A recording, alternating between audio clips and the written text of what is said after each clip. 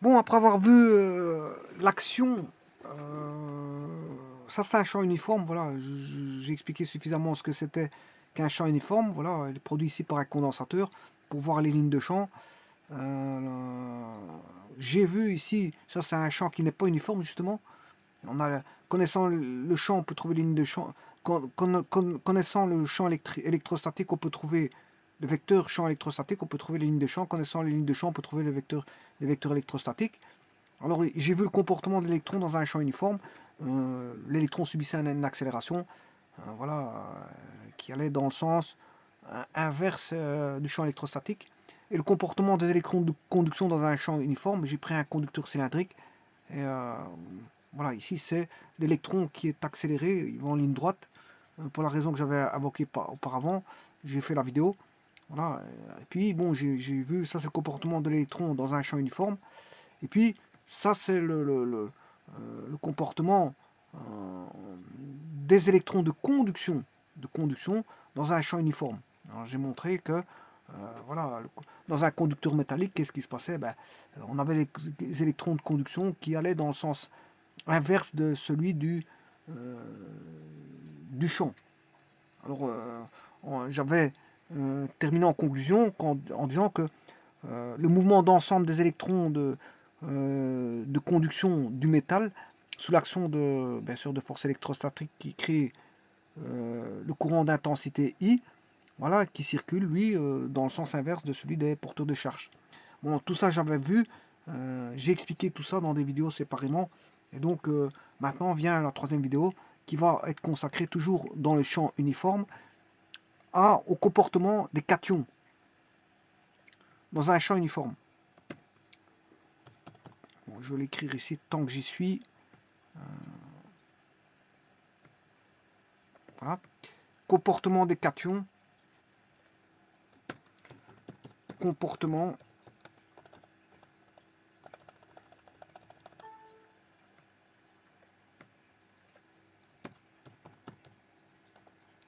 comportement des cations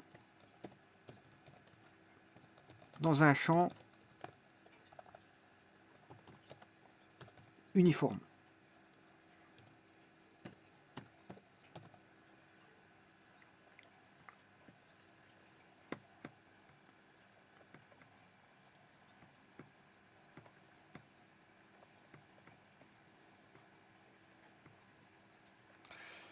Bon, pour ça, je vais prendre des électrodes, tout comme dans le générateur. Hein, auparavant, quand j'avais établi bon, le comportement des électrons, ben, je mettais une différence de potentiel. Donc il y avait des électrodes ici. Ici, c'était l'électrode positive, l'électrode négative. Voilà, et je mettais, pour avoir les charges, un générateur de tension continue. Ben, ici, c'était pareil. Bon, je mettais des électrodes, ici, une ici, et une que voici. Voilà. Là, j'ai mis un interrupteur en plus. Voilà. Et on avait un générateur et on attaquait sur à partir de ce générateur, bon, les lamelles métalliques euh, pour voilà, avoir les charges d'un côté négatif et avoir les charges positives. Donc, dans tous les cas de figure, on avait quand même des lamelles, hein, que ce soit. Bon, bah ici aussi, dans le comportement des cations, euh, je vais avoir des lamelles, mais qu'on appelle des électrodes. Voilà. Donc ici, euh, bien sûr, anions et cations, on les obtient au travers d'un liquide qu'on appelle un électrolyte. Un électrolyte. Donc là, on va voir l'apparition dans l'électrolyte, bien sûr, dissous dans l'eau. C'est une solution aqueuse. Donc dans l'eau, on aura l'apparition des cations qui sont des ions positifs. Alors pourquoi la charge est positive? Parce que normalement, l'atome euh, est neutre. Si on a 5 protons, ben, on a 5 électrons. Maintenant, si vous arrachez un électron, il n'y a plus que 4 électrons. Puisque j'en ai arraché un, il en a perdu un. Voilà, il a perdu un électron. Donc là c'est plus neutre, ça devient un ion. Il y a une charge positive. Il y a 5 charges positives pour 4 charges négatives. Donc le bilan, c'est que celui-là est devenu, c'est plus un atome, mais un ion, parce qu'il n'est plus neutre. et c'est un ion positif parce qu'il y a une charge en plus par rapport aux charges négatives. Il y a 4 positifs neutralisent 4 négatifs, donc on a un positif qui va rester tout seul, donc on a un ion positif. Donc les cations, c'est ce qu'on appelle les ions positifs. Maintenant, inversement, si on donne des électrons en plus, là par exemple, si on a 4 électrons, 4 protons dans le noyau et 4 électrons qui gravitent autour du noyau, mais si on rajoute un électron, s'il reçoit un électron voilà, de particule extérieure, ben, là on aura cette fois-ci 5 électrons. Donc on aura 4 protons qui vont neutraliser 4 électrons, mais il va rester un électron en plus, donc on aura un ion négatif. Donc on a les ions négatifs, c'est ce qu'on appelle les anions. Les anions sont des ions négatifs, donc ce sont des charges. L'atome est neutre, hein. L'atome est neutre parce qu'il y a autant de protons que d'électrons, donc il n'y a pas de charge. La charge c'est zéro. Il n'y a pas de charge. Un atome c'est neutre. Maintenant, ce qui n'est pas neutre, c'est quand on lui arrache des électrons, on lui donne des électrons. À ce moment-là, il devient ion. Et c'est ce qui se passe dans les solutions aqueuses. Voilà, on a des charges et donc on a des mobilités de porteurs qui sont qui vont à très. C'est pas la vitesse de l'électron, hein, c'est normal, c'est des petites vitesses. Hein. On est à basse vitesse là. Les cations sont à basse vitesse. Donc les cations seront positifs et les anions, les cations seront positifs, les anions seront négatifs. Alors ils vont bouger dans l'électronique de manière très lente, hein, c'est très lent, contrairement aux électrons qui circulent à la vitesse de la lumière. Hein. Voilà. Alors si vous mettez voilà, 2 électrodes ici, avec bien sûr du plus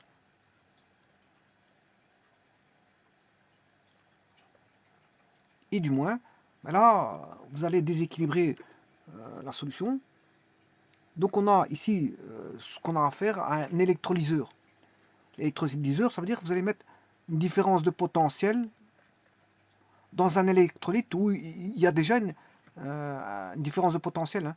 Alors la différence de potentiel de l'électrolyte ici, entre les électrodes là et les électrodes là, enfin, différence de potentiel entre la solution et l'électrode, la différence de potentiel entre la solution et l'électrode. Attention qu'il faut 2 électrodes voilà, qui ne soient pas de même métal. Voilà, à ce moment-là, si vous avez une différence de potentiel ici, la différence de potentiel 1 doit être plus grande que la différence de potentiel 2 pour qu'il y ait le phénomène d'électrolyse. Hein. Sinon, on a une pile. Hein. Vous savez très bien que si vous avez dp2 qui est plus grand que dp1, il va se décharger dans l'autre, dans le dp1, dans le générateur ici. Voilà. Parce que on a combien de forces électromotrices? On en a 2. On a 2 forces électromotrices. Bon, il y a celle de l'électrolyte et les charges qui est intérieures.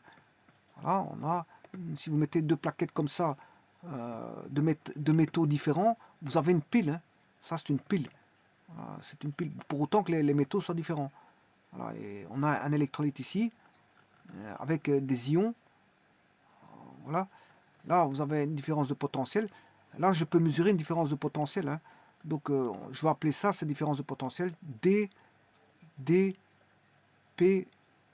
Ou si vous voulez, je peux l'appeler E1. Voilà, E1. On a E1. Donc, si je retire ceci, le voltmètre, ben, j'ai une différence de potentiel E1.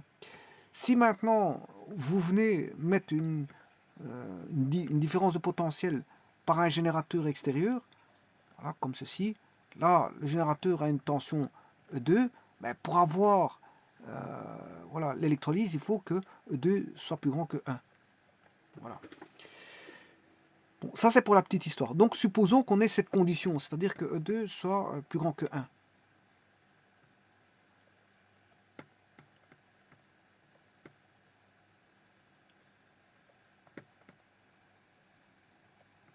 Bon, je vais remettre un bac avec à l'intérieur un électrolyte. Alors, les électrolytes faibles vont se dissocier de manière très faible, va donner peu d'ions. Maintenant, un électrolyte fort va donner beaucoup d'ions.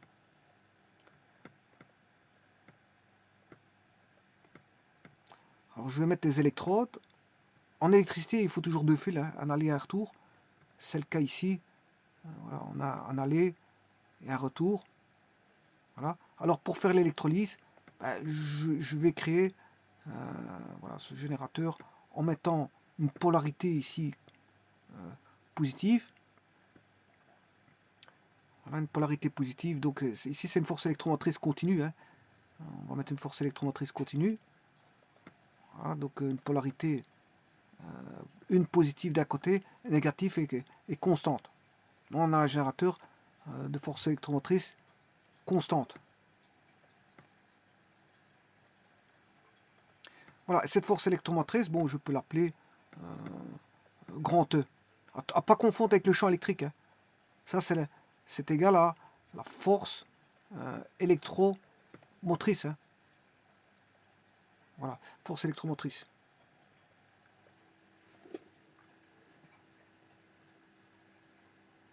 Donc, elle va débiter, bien sûr, un courant. Alors, s'il devait recevoir un courant, comme tout à l'heure je vous avais dit, c'est une force contre-électromotrice qui aura. Mais ici, c'est une force électromotrice parce que bon, il va débiter. Il débite. Donc, on a des électrons qui vont circuler. Donc, on a un courant qui va aller du plus vers le moins.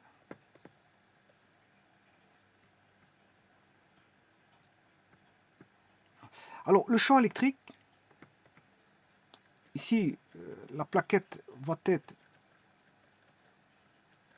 positive. Là, la plaquette ici, l'électrode va se charger négativement. Donc, on a un champ électrique qui va aller du plus vers le moins. Voilà. Alors, le champ électrique ici est considéré comme étant uniforme. Hein. Alors, pour les besoins, je vais tracer un seul vecteur. Supposons que ça, c'est le vecteur champ électrique, que j'appellerai E. Ben, on va créer un champ électrique qui est uniforme ici. Hein. Donc, c'est-à-dire que ce vecteur champ électrique, en toute région, voilà, au sein de l'électrolyte, parce que le système, c'est la région, c'est au sein, à l'intérieur même de l'électrolyte.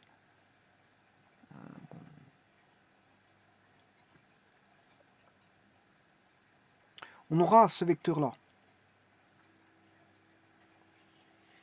Voilà, c'est un champ constant.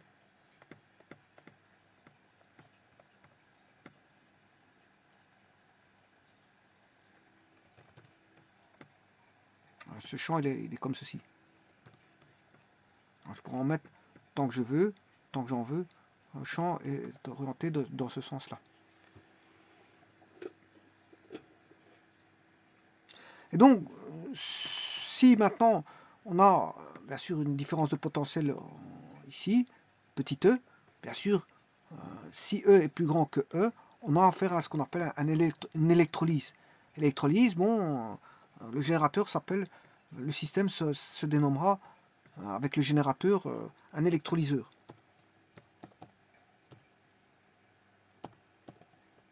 Ce n'est rien d'autre qu'une source à tension continue. Hein. Voilà. Alors vous pouvez mettre un voltmètre dans le circuit pour mesurer. Voilà, ça c'est voilà, le générateur de force électromotrice.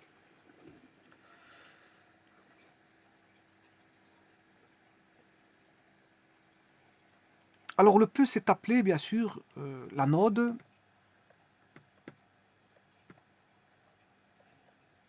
L'anode. Alors pourquoi l'anode? Parce que l'électronique contient des charges positives et des charges négatives. Bon, la vitesse ici des électrons, elle se fait à la vitesse de la lumière. Hein. Voilà. Par contre, les ions, là, leur mobilité des ions que je suis en train de dessiner, ben, ils sont très, très lentes. Alors, les négatifs vont être attirés par le positif. Ils vont migrer vers l'électrode négative qu'on appelle l'anode. Pourquoi? Parce qu'il attire les anions. L'électrode positive attire les anions. Alors que l'électrode positive, enfin, c'est l'électrode positive qui attire les anions, donc les charges négatives. Donc c'est pour ça qu'on l'appelle anode. Alors que l'électrode négative, on l'appelle la cathode. Alors c'est un phénomène réversible, hein. Si vous prenez les piles, c'est tout le contraire, hein. On dénomme autrement, voilà, tout est inversé dans le système des piles, hein. Parce que bon, c'est un système, ça c'est réversible, le système est réversible, donc il faut tout appeler, dénommer, voilà, tout dans le sens inverse. Voilà, le plus ne sera plus l'anode, mais sera la cathode pour le plus, et le moins sera l'anode. Mais ça, il faut voir les systèmes de piles avec les systèmes d'oxydoréduction. Vous comprendrez que là, à ce moment-là, les appellations sont différentes. Bon, mais ici, on a affaire à un électrolyseur, donc moi je vais appeler suivant les dénominations suivant l'électrolyseur.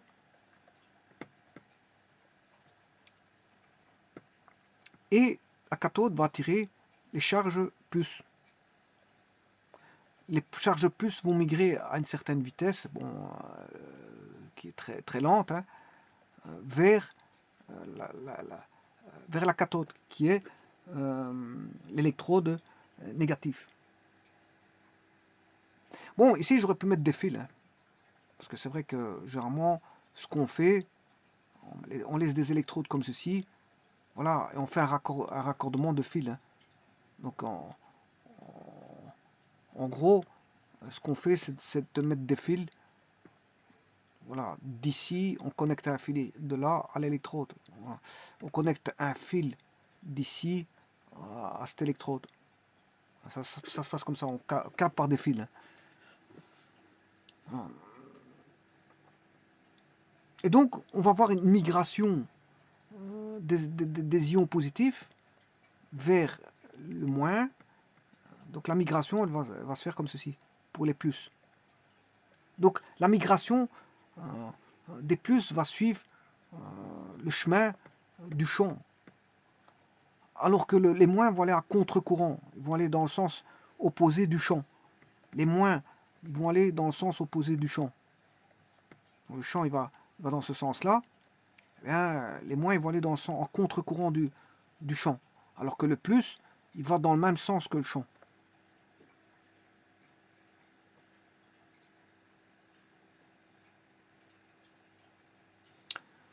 Donc, bien sûr, il faut, ici, on considère qu'on a des plaques. Les électrodes, on considère qu'on a des plaques. Le tout, c'est d'avoir, pour avoir un champ constant, vous aurez compris qu'il faut des plaques parallèles, hein. Des plaques parallèles. Donc ici, on a bien les plaques métalliques qui sont planes. Elles sont planes toutes les deux, hein. Elles sont planes. Tout comme le condensateur plan, ils sont plats, mais en plus de ça, ils sont toujours parallèles. Pour avoir un champ constant, on s'arrange à avoir deux plaques planes et parallèles. Donc ça, c'est le champ constant. Voilà, ici, on a bien deux plaques planes et parallèles. Voilà. Pour avoir un champ constant, c'est comme ça. Voilà. Bon, en dehors, on n'a pas de champ constant, hein. En dehors du condensateur, bon, les lignes de champ ne sont pas parallèles, hein. Ici, les lignes de champ, on peut. Voilà, ici, on a pris, encore une fois, pour tester enfin, pour montrer que l'électron accélère dans un champ électrique. Eh bien, j'ai pris deux plaques planes et parallèles. Deux plaques planes et parallèles. Idem pour montrer, voilà, ici on a, normalement, c'est vrai qu'ici j'aurais dû mettre deux plaques planes et parallèles par rapport à l'alimentation. Donc je ne devais pas mettre normalement un conducteur voilà, qui était courbé comme ceci. Mais vous avez compris, quand j'ai isolé le système, vous avez compris, hein, j'ai isolé le système, j'ai mis un cylindre. Mais c'est pour vous expliquer, mais en vérité, normalement, il faut toujours avoir voilà, l'alimentation aurait dû être comme ceci pour expliquer le comportement des électrons de conduction dans un conducteur. C'est vrai que j'aurais dû prendre pas un conducteur qui est courbé, hein. Enfin, vous avez compris. Je prends voilà, une plaque plane. Voilà, et si je veux étudier le conducteur, voilà, je l'étudie ici. J'aurai les charges d'un côté, plus et moins d'un côté. Voilà, et donc c'est de prendre un conducteur rectiligne. C'est ça que je veux dire. On prend un conducteur rectiligne qui n'est pas courbé. Mais enfin bref. Euh, donc ici, pour avoir un champ constant, il faut prendre des plaques qui sont, on va dire, planes et parallèles. Et qu'on appelle bien sûr les électrodes, dont l'électrode positive est l'anode et l'électrode négative est la cathode, pour une électrolyse bien sûr, hein, pour une électrolyse. Donc, elle crée, bon, bien sûr, entre les plaques et l'électrolyte, bien sûr, ils vont créer ce qu'on appelle un champ sensiblement constant, un champ qui va être plus ou moins constant, plus ou moins. On peut le considérer comme étant un champ constant. Parfois, il y a des déformations à certains endroits, donc le champ n'est pas toujours constant partout. En gros, on peut dire qu'il est constant, par hypothèse, dans voilà, dans tout l'électrolyte. Alors, l'électrolyseur fait office, bon, c'est un générateur à courant continu, bien sûr. Les cations et les anions sont alors soumis à de forces de type électrostatique, bien sûr, dans le sens de E, pour les cations et en sens inverse pour les anions. Et ils se déplacent vers la cathode pour les cations et vers l'anode pour les anions. Alors pourquoi ça? Parce qu'en fait, on sait bien que F est égal à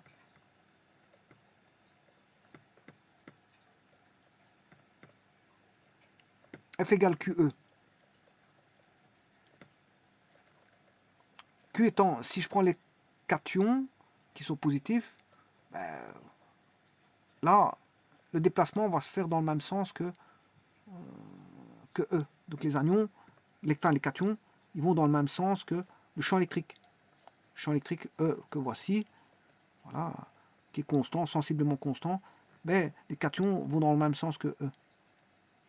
Parce que les forces qui vont ressortir de ça, ils sont dans le même sens que E.